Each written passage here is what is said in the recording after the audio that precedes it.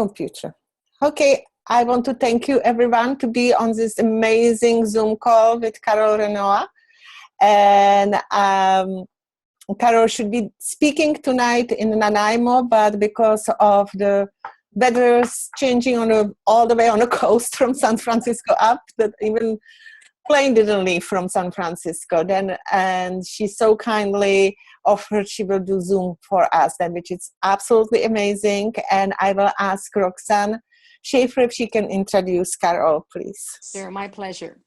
Carol and Vic are 100 Club National Marketing Directors with the Juice Plus Company.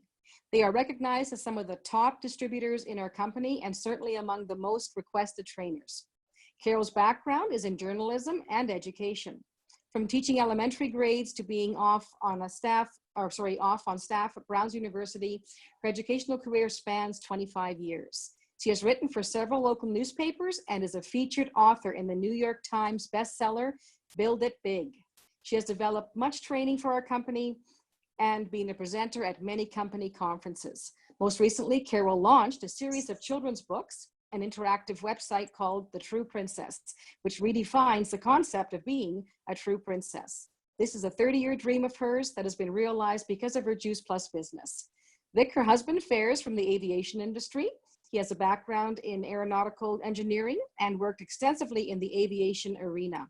In fact, it was the upheaval and demise of that industry that propelled him to seek out new options, which he found with the Juice Plus Company.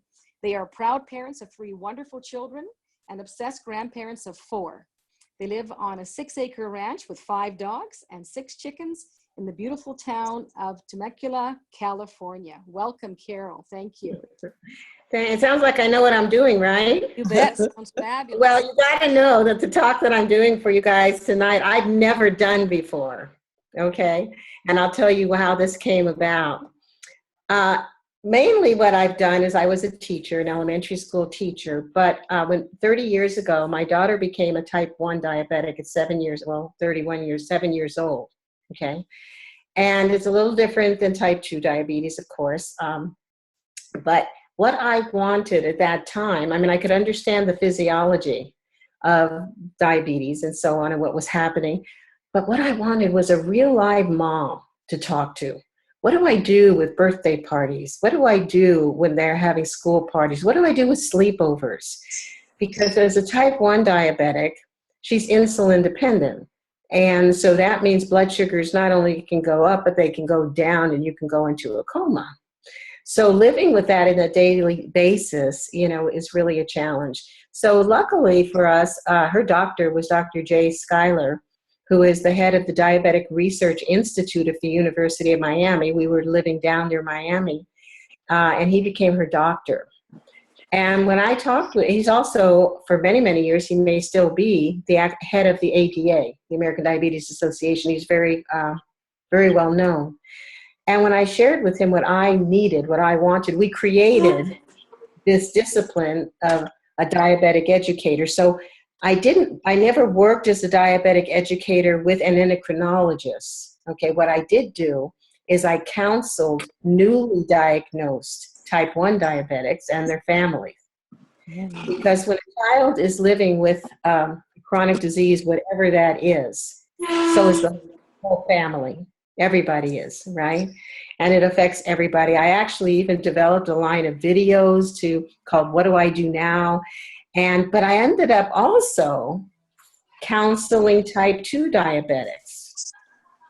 And I found type 1 diabetic, their pancreas, I'm going to explain a little bit about this tonight, of how this actually works, because it's not a disease, okay? It's really a hormone deficiency. Never heard that before. But when I counsel type 1s, they have to do it or they'll die because their pancreas is not working anymore, not producing any more insulin. They have to think for their pancreas. They have to think for an organ.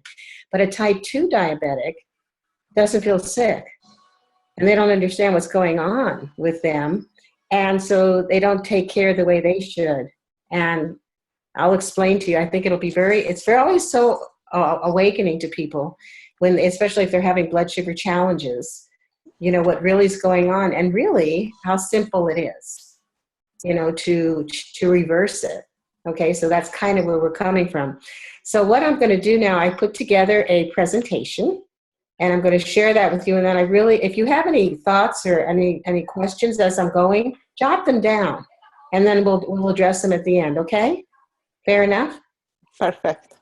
Yes. Okay. You need to say yeah. I need feedback, you guys. I am not on this pedestal here. All right. I want to give you this information, and so you can help other people, because our products make a huge difference, and I'll explain how that works as well. So I'm going to hit share the screen, and I'm going to hit this PowerPoint. Oop. And can you all see that? Yes, perfect. Yes. Perfect. Okay. All right. So let me move this away a little bit so that I can see the whole screen. Oops, where do we go? Oh, all right, let's do this. Is that going to do it? All right. All right, so I call the talk, Let's Take Healthy Back, right? And the thing is, there's a whole discipline of medicine now called nutritional diseases. And what are these? Any nutrient-related disease or condition that causes illness in humans, okay? And these include not only deficiencies, but excesses in our diet and developmental abnormalities that can be prevented by diet. So basically, it's things that have to do that can be caused by or prevented or reversed with a direct link to diet. Okay, nutritional diseases. So doctors are now getting certifications in nutritional diseases, just like they did cardiology. Okay. So the diseases, if you will, that are directly related, to nutrition and so on, and a lot of this, is obesity, eating disorders, cardiovascular disease, hypertension, high blood pressure, cancer, and metabolic disorders as well, and of course diabetes. Okay, diabetes, the correct term for type 2 is diabetes mellitus. Okay, here's the deal. We are live or living beings eating dead food. Okay, think about that for a second, because the craziness of that is, if we're not feeding our bodies with fuel to keep it alive, how the heck do we survive? Our bodies are amazing machines. It survives anyway.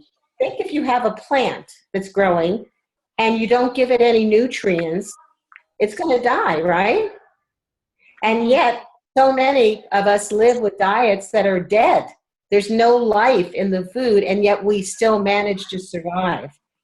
But you're not thriving, and that's the big difference. Because simple things like, if a food has a preservative in it, okay, to keep it from rotting on the shelf, right, like a lot of packaged foods do, that same preservative is going to prevent that from being used as food in your body. Right? It retards that from absorption, okay? And it's just simple things we just don't even think about it. So just imagine if we miraculously are living with a diet primarily of dead food, what we would live like if we had live food.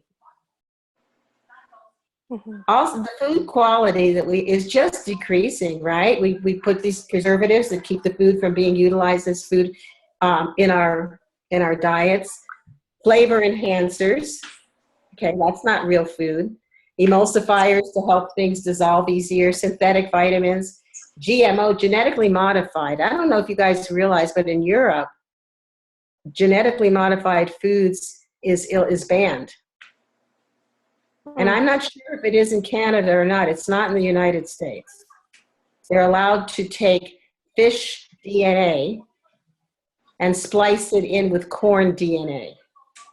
Then the rationale is that the fish DNA somehow makes the corn resistant to disease. To me, it's taking two different species of things that have nothing to do with each other, and I wonder down the road what's going to happen, right? That's craziness. Our food is much less nutrient dense for a variety of reasons. Number one, our soil is depleted, right?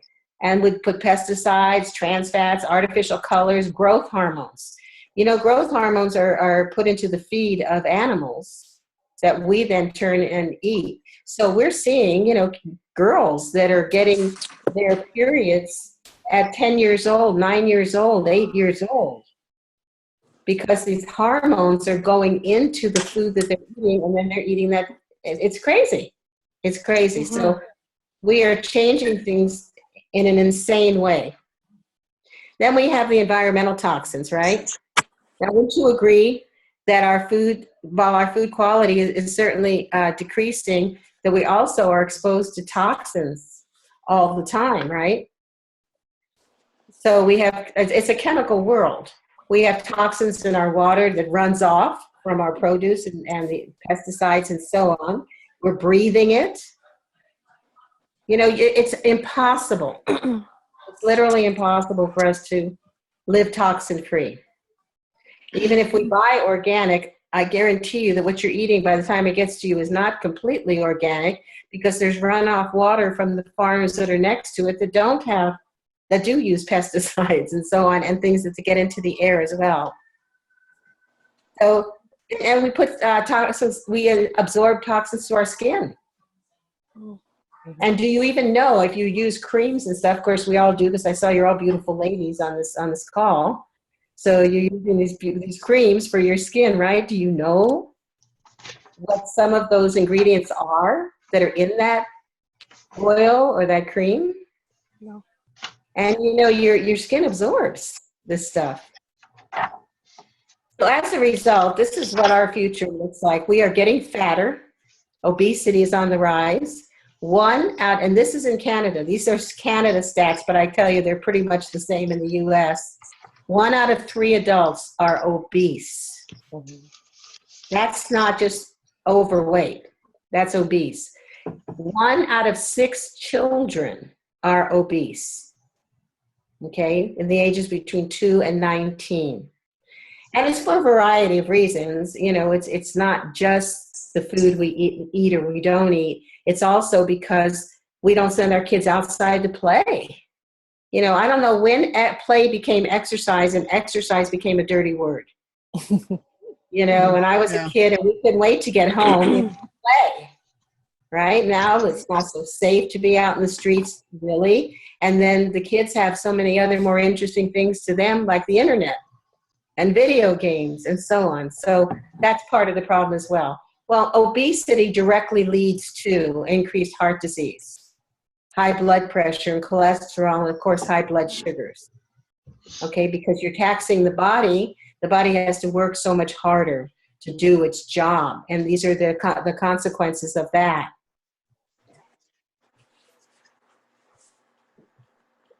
What do you think of those pictures? Yeah. Isn't that sad? These are real pictures. These aren't doctored pictures. And here's the scary thing, you guys.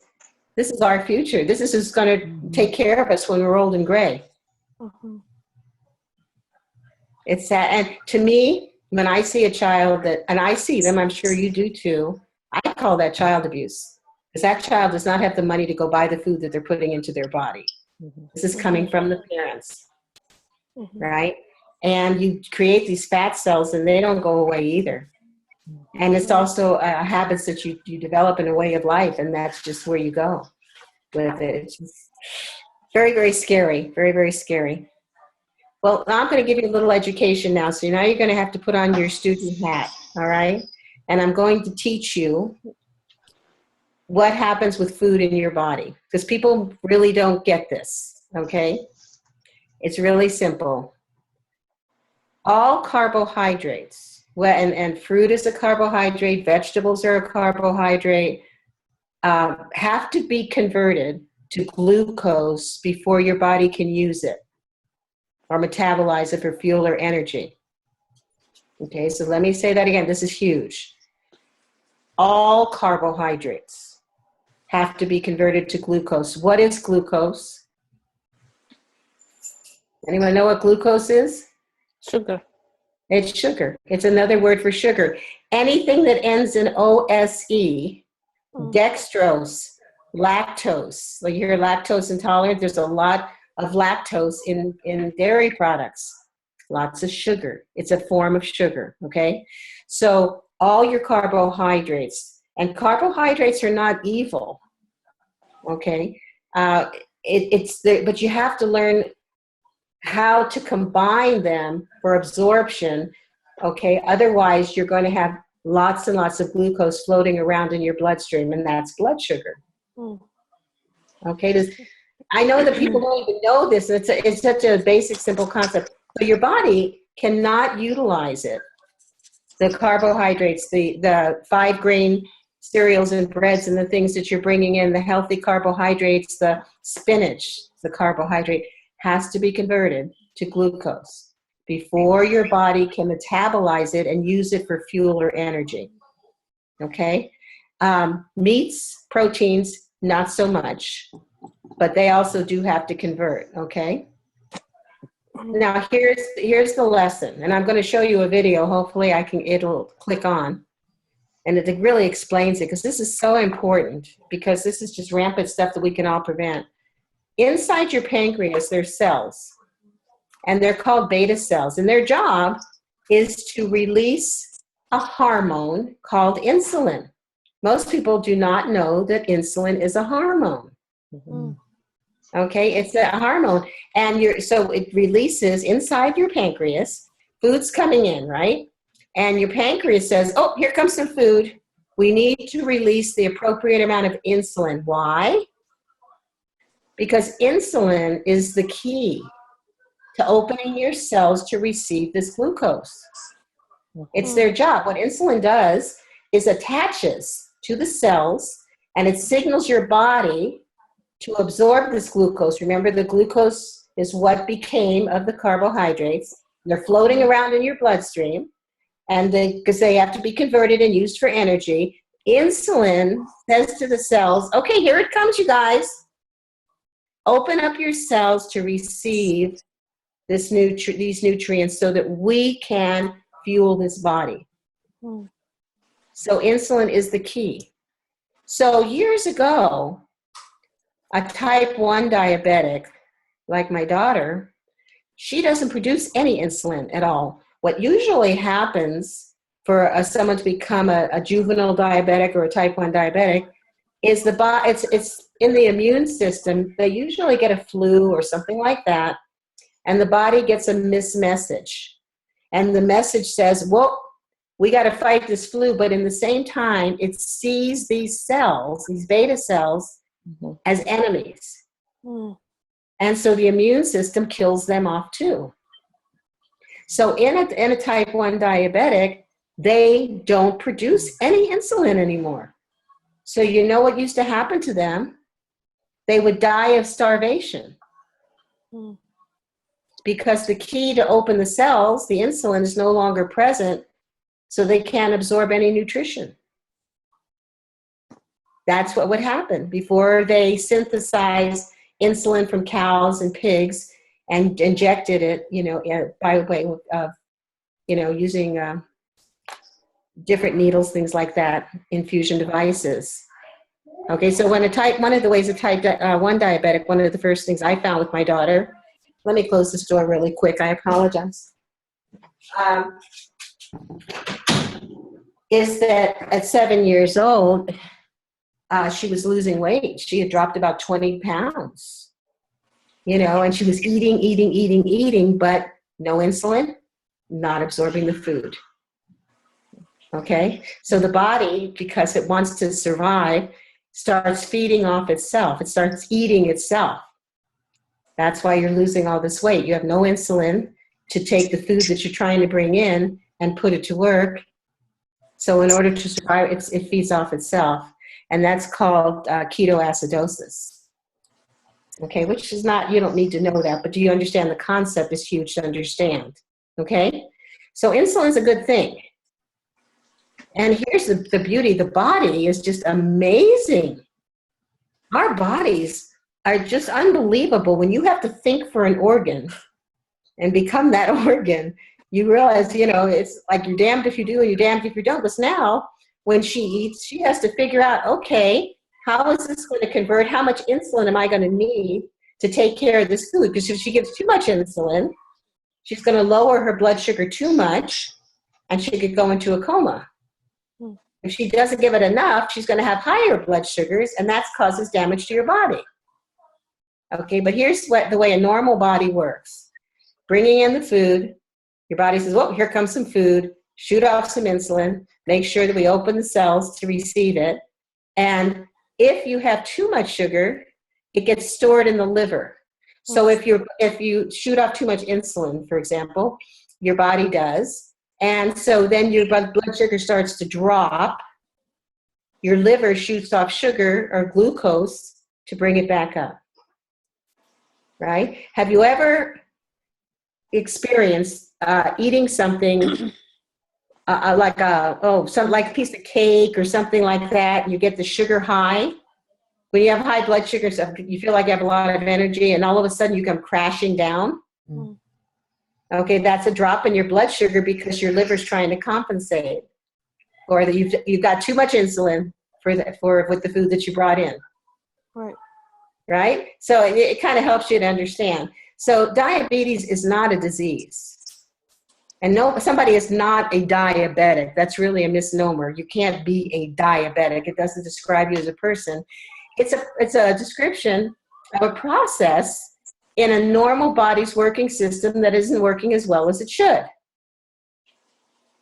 Okay? As we get older, everything slows down, right? I mean, I know our metabolism slows down. I have to eat less and exercise more to lose weight. We just, maybe our thinking slows down a little bit. All your systems slow down a little bit. Well, so does your pancreas. So it doesn't produce as much insulin, perhaps, as it needs for the food you're bringing in, right? And also you slow down, you're not moving as much. And exercise moving burns off blood sugars as well. So that's just one thing that happens. And I think if we all live long enough, everybody would have an insulin deficiency and then be considered in a diabetic state. Okay, so now you have to compensate for that. Okay, by either not needing as much insulin, so your pancreas doesn't have to work as hard, or by eating foods that require less insulin to be metabolized. Okay, I hope I'm not losing you. I hope I'm not boring you, and I hope that you're understanding this, okay? It's hard. So it's not a disease, but let me show you what the normal pancreas does. All day long, our pancreas gives off a line of insulin, a little bit, all the time. It's called a basal rate, okay? And when you eat something, You want to right, go pee? it shoots up an extra bunch of insulin. There's food's coming in, your body senses that, okay? So if you're not muted, you probably want to mute because we're getting some background noise. All right, so this is in a normal. You eat breakfast and your body shoots off short acting to bring your blood sugars down, keep it level. Your body wants your blood sugars to remain level. So when you're bringing in food, it's going to give you extra insulin to bring your blood sugars down, okay? So sometimes in type 2 diabetics, a couple things happen. Number one, you may not produce enough insulin. Number two, your body may not use the insulin very well. But number three, it may not do this. And this is very common. This is called bolusing, when it shoots off extra insulin just for the moment to take care of that extra food, okay? So just by way of understanding that, right? So the ideal is to eat a little bit all day long, not to overload the body so it needs to shoot off more insulin. That would be, one way to deal with that. So when you eat, you're going to have more, oops, go out of the way. You're going to have more glucose, right? Because your body's converted it so it can absorb it. Coming from so the pancreas shoots off insulin to take care of this extra glucose that's in your blood. It goes to your muscles, it goes to everything to give you energy. That's what it is for, the glucose, right? Or it gets stored in the liver. Or you have too much glucose, more than your body needs for the energy, for the muscles and so on, more than it can store, it stores in fat cells. And it makes fat cells. So you don't want high blood sugars. It's going to contribute to obesity. So being obese is going to make your pancreas work harder. And then it works harder, it's going to create more fat. The whole thing's a vicious cycle. And so the world is out to get us and keep us fat. If we don't eat right for the way our bodies are supposed to work, you're kind of in a catch-22. So the goal is to try and keep your blood sugars in that normal range, okay? Thinking for it. So let me show you this. I hope that it will click on. It's like 30 seconds, and it's great. It just is a real simple, easy way to explain. I found this video. Where did it go? Okay, it's coming on. And I loved it. It just does the best job of giving you a visual of how this is all working. And it's opening. I can see it up here. I'm sorry it's slow. But if you can understand this and you can help other people understand this, oh my gosh, we can change the world. Can I make this full screen? Can you still see that? When you hear the word insulin, No, we see your, No. You don't see it? Have diabetes. we see just your presentation. Probably do others share. One of the many Can you see this? hormones created in the human body. No. No, we just see your presentation. All right, then what I have to do is I have to go back and share again. Yes. Yeah, I'm sorry. No, don't worry. My daughter just walked in and said, I love you. How nice is that, you guys? Are you leaving? I'm leaving. Okay, bye, honey. I gotta be up early for Disneyland. Okay. All right, let me get out of that. Where did I go? Oh, my goodness. Okay. So I want you on there. I think I have to stop the share and start the share again with that. Yeah. Okay, so thank you for being patient, you guys. Okay, let me make sure. Here we go. Where did it go?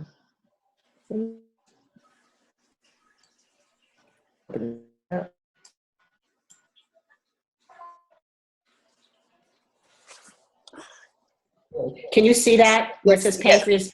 Yeah. Okay, perfect. So then, all right, good. There it is. Can you see it now? Now it's opening. Yeah. Perfect. Okay, here we go.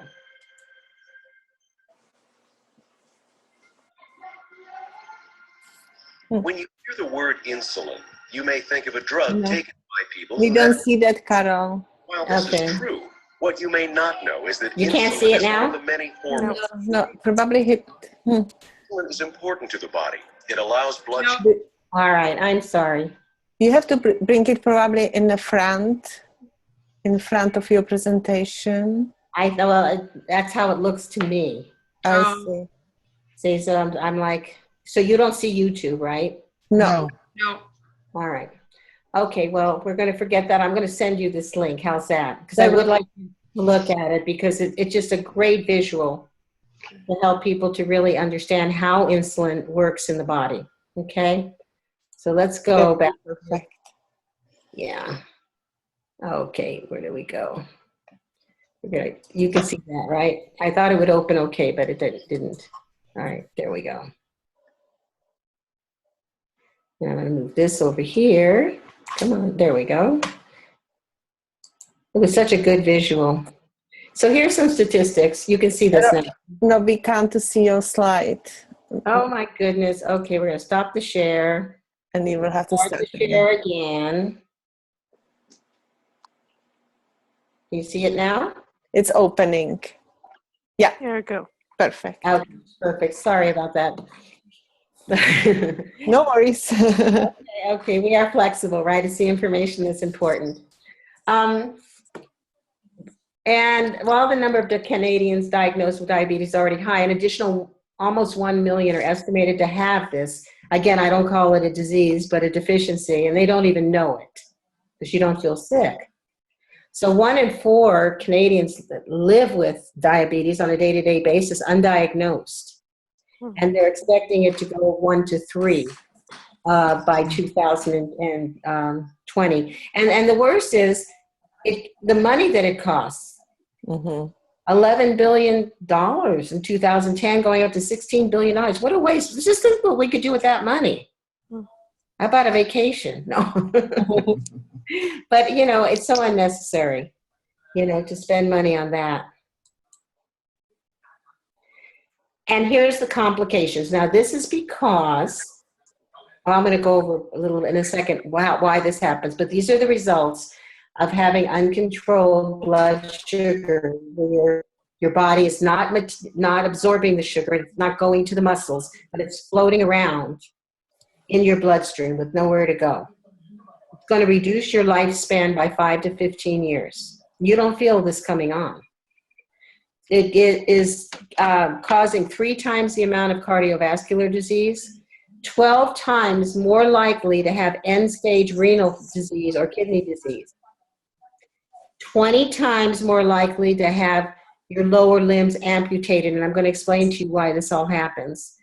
Causes 30% of strokes, 40% of heart attacks, 50% of kidney failure, and it's the leading cause of blindness. This is uncontrolled blood sugars that you don't even know are going on. You don't feel it, you don't know it, and it's slowly destroying your life and your quality of life. Oops, wrong one. Okay. All right. Bottom line, cause of blindness, heart attacks, kidney failure, amputations. Right? Did I scare you? Are you all scared? Because I guarantee you that if we did everybody's blood sugar that's on this call right now, we would find a lot of you who have elevated blood sugars. Okay? So back again, it's a nutritional disease that's caused by poor nutrition and can be corrected by the right nutrition. You can reverse this. This is not your fate. Okay? So how do we change this and how do we take healthy back? So let's go back to basics. Live beings need live food. Without preservatives, chemicals, toxins, we have to eat as close to the earth. That's what we're biologically engineered to do. As a species, that's what we're supposed to eat. And we need to keep the weight down, okay? Okay, so here's what happens.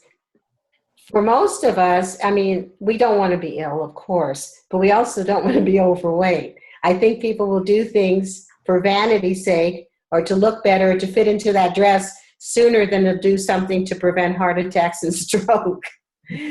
But it's just the way we're all wired, right?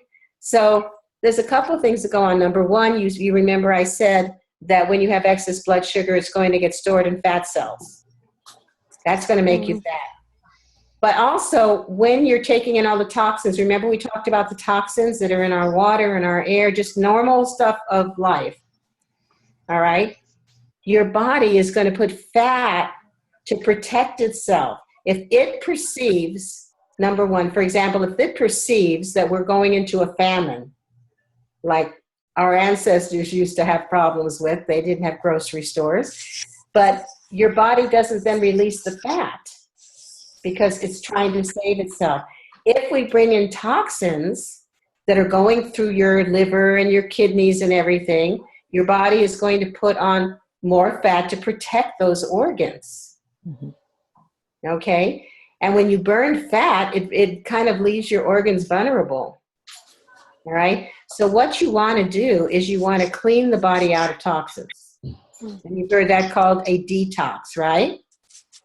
When you detox, when you get rid of the toxins in your body, the body is not going to feel the need to protect itself. It's going to shed the fat that it has been using to protect itself.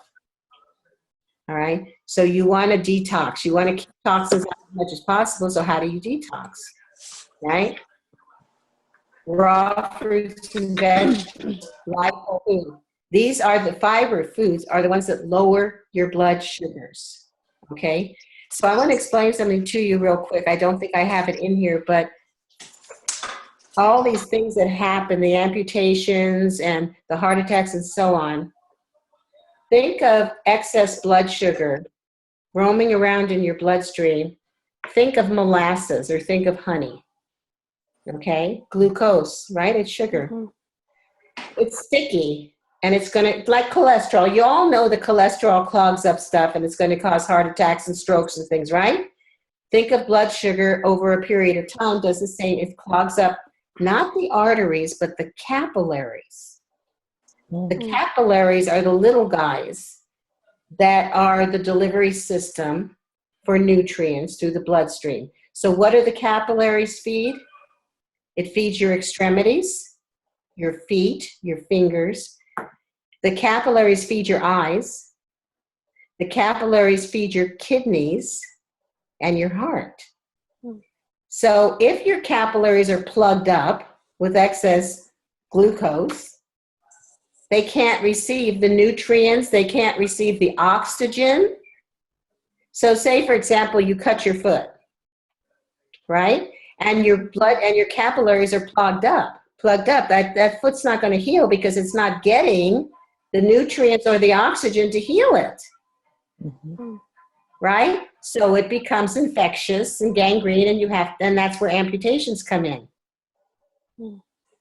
You have to have oxygen being fed to the eyes and nutrition to the eyes. If your capillaries that feed the eyes get plugged up, you're not getting that. It's the leading cause of blindness and kidneys. Does that make sense? Yes. Right? So if you get that visual picture of these little capillaries being plugged up with this, but here's the beauty.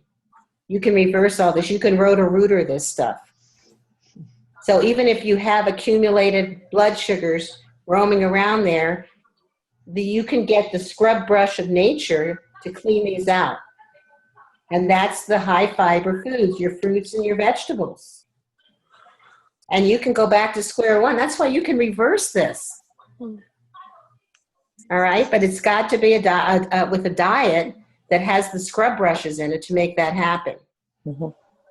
Okay? And that's why Juice Plus is kind of a top, because Juice Plus is the fruits and vegetables that we all need to have, that we don't eat as much as we should, with the fiber, but without the sugar. Now, a lot of people with diabetes, they don't want to eat the fruit because of the sugar in there. But the sugar in the fruit is slowed down to being absorbed in your body because it has fiber. So I've seen so many type 2 diabetics get control of their blood sugars just by adding Juice Plus.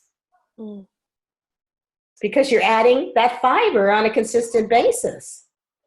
And you're getting the nutrients to fuel your body. Does that make sense? Yes. Yes. Good.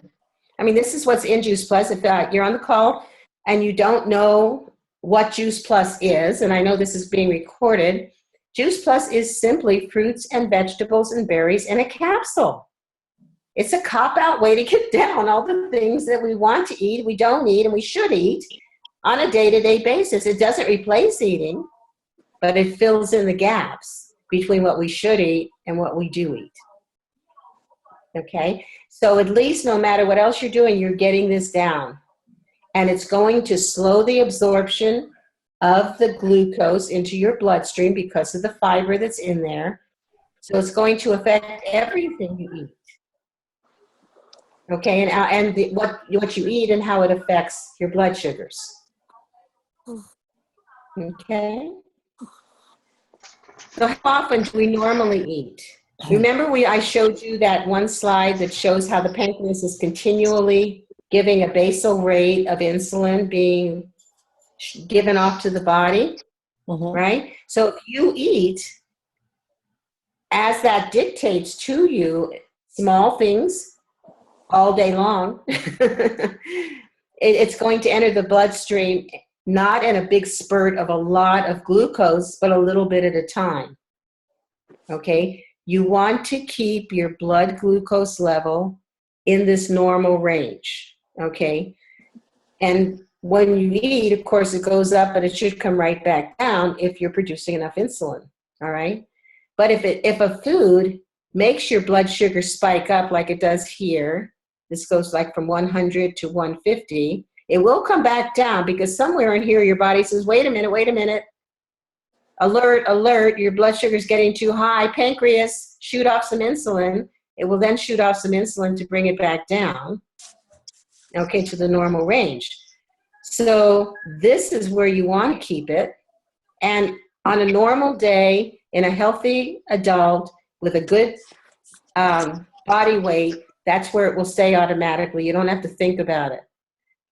But if you are getting older, you're sedentary, you're not working out at all, you're not doing any exercise and stuff, you have to do a little more conscious thinking so that you don't overload your body at one time with something that the pancreas can't take care of. Okay? That's called the glycemic index. I know you've heard about the glycemic index. Our Juice Plus Complete, then, is a perfect food, pretty close to perfect food for exactly what we want our bodies to do. It doesn't deliver a load that converts to a high level of glucose.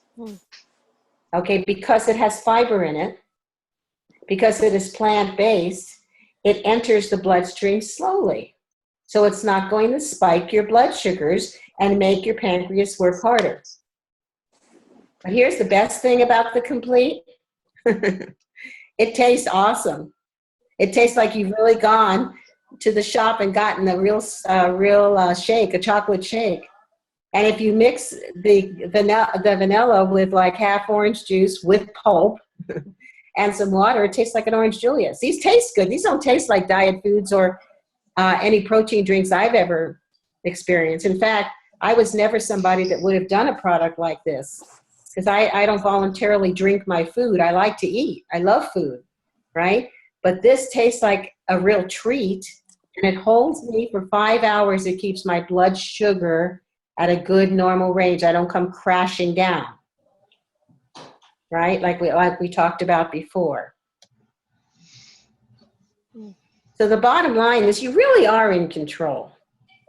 You know, you really, really are understanding what you're putting into your body and how much you're putting in at one time, and knowing how hard your pancreas has to work to recover that and get all that stuff converted into nutrition and fuel for your body.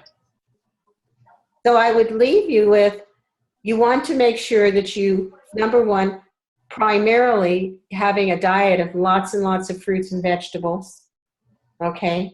And using the Juice Plus is certainly the way to make that happen. You want a treat, try the Complete, you'll love it, and it's not gonna spike your blood sugars. And here's the thing that happens with Juice Plus too. Juice Plus is a catalyst. It starts you on a healthier journey just naturally. Why? Number one, you get more energy. What happens when you get more energy? You start moving. And you start moving, and that controls your blood sugars a little better too. Your cravings change. That's wild. You actually start craving more fruits and vegetables. Your body says, yes, yes, give me more of what you just gave me. And so you're in control of that.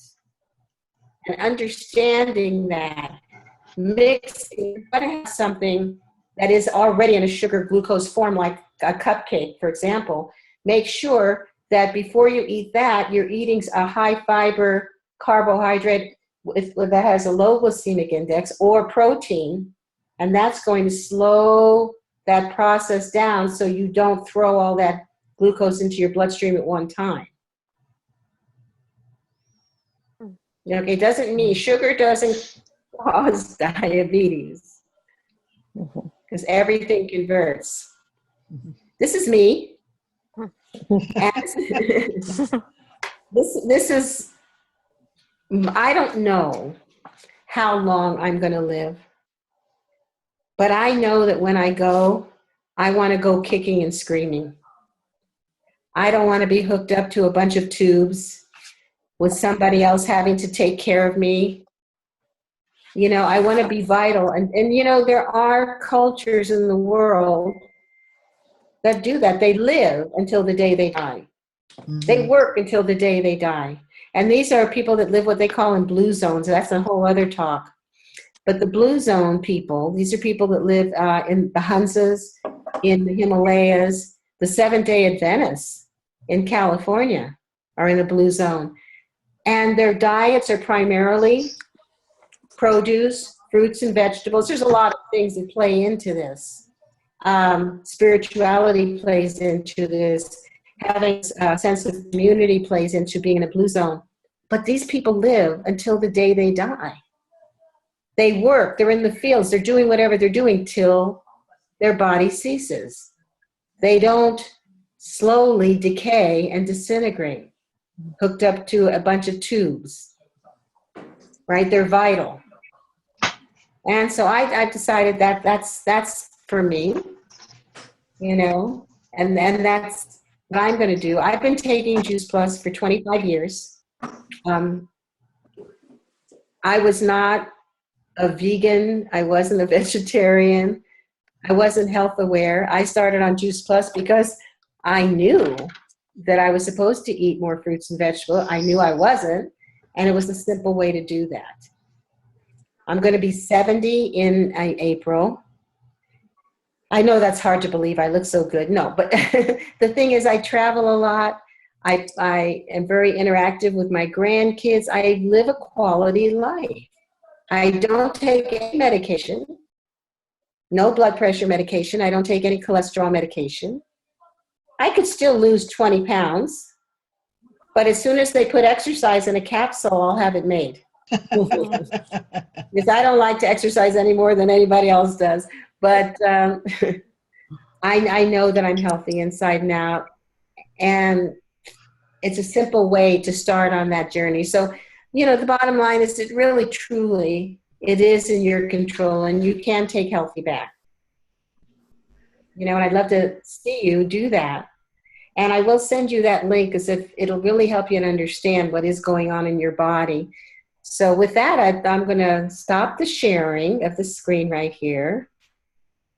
And back to our group. Did you want to stop the recording now, or do you want to leave it open for while we have questions?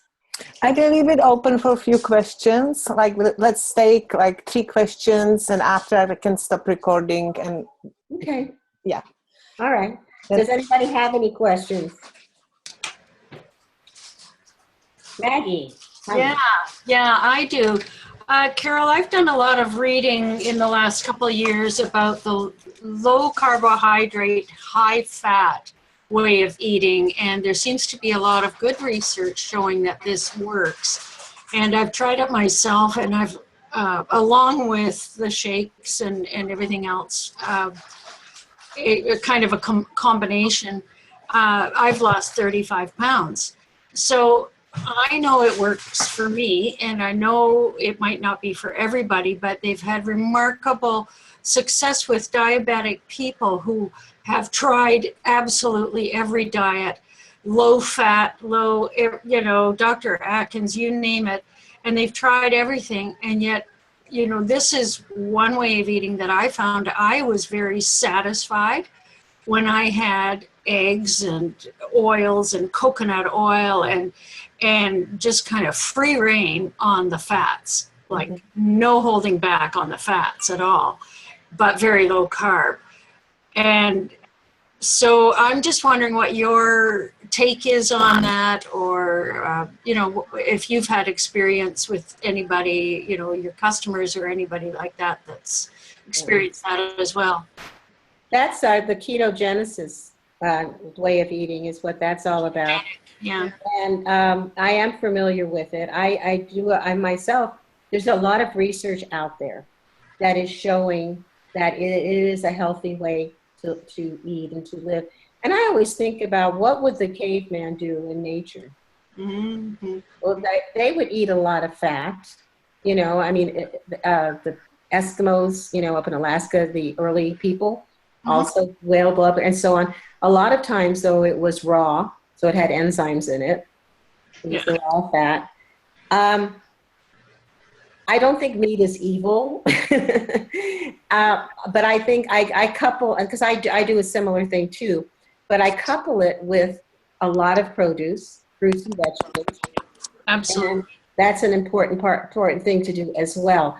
The Mhm. problem with the, and I do agree with the complex carbohydrates are so processed, even, and I don't mean that with fruits and vegetables, but like we think that high grain breads, right, and so on are really healthy. They're not processed the way they were years ago when they were healthy. Mhm. So they've been so over processed that really our bodies can't even absorb them and use them for food. So there's a lot out there. So it's actually based on Dr. Atkins, who with a lot of proteins and low carbs and so on. And we all thought he was crazy, that was going to give us all heart attacks and so on. But there's a lot of research bearing out that it's okay to go with more high. And remember, protein does not trigger blood sugars. Mhm. That's right. That's So right. that's another important thing. You eat a steak, you're not going to raise your blood sugar. And that's why I find I can eat twice a day without snacking if I have the proper fats and protein and veggies. So that's more quick or more slowly metabolized. So it's going to keep your blood sugars level and up for a long period of time. Yeah, And it you really don't get as works. hungry. Yeah, you don't get as hungry. Yeah. Yeah, I think it works perfectly. And even our complete fits into that, because even though it has, I believe it has like 20 grams of carbohydrates, which is pretty high, it 25. has 8 grams of fiber. And you subtract the fiber from the carbohydrates. Mhm. So in effect, you only have 12 carbohydrates, which is reasonable. Yeah. So you're having that fiber in there as well. Thank you, Maggie. That was a good question. Oh, thanks. Yeah. Anybody else have any questions?